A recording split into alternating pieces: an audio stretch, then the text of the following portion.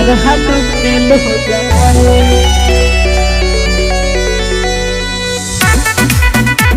हमारा हाथ फेल हो जाए। म्यूजिक बाय उपेंद्र उजाला। इसका रिकॉर्डिंग स्टूडियो एकंदर सराय। कैसन कोनो खेल हो जाए हमारा हाथ फेल हो जाए।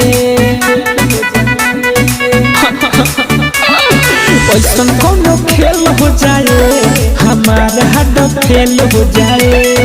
अभी हम जड़ जाई अभी हो मर जाई खत्म हमार खेल हो जाए। कैसन कोनो खेल हो जाए हमारा हाथ फेल हो जाए।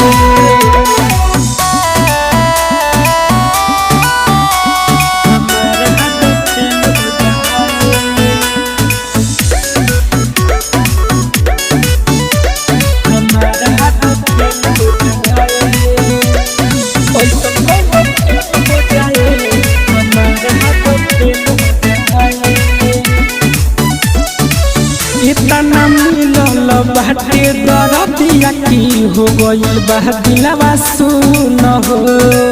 मन करता कि अपने से आपन कलही हम खून हो। इतना मिलल बाटे दरदिया की हो गइल बा दिलवा सुन हो। मन करता कि अपने से आपन कलही हम खून हो। पटरिया पर सुत जाई दिल के ऊपर से करस एगो रेल हो जाए। ऐसन कोनो खेल हो जाए हमारा हाथ फेल हो जाए।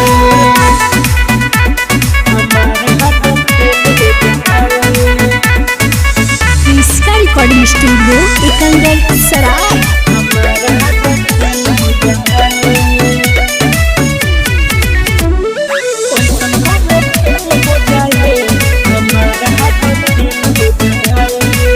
जान से ज्यादा चाहला के बदले में मिलल बा ऐसन सजा रे।